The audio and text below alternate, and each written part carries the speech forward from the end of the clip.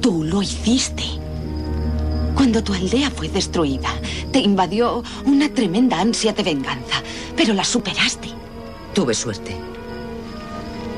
Cuando vi en lo que me había convertido, fui capaz de cambiar.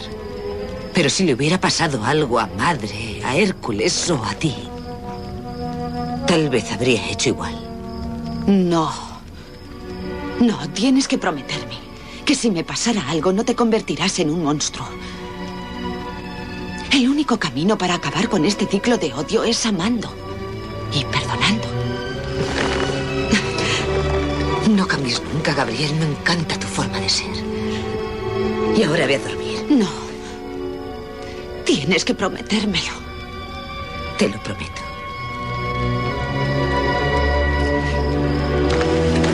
Deja. Ve a dormir.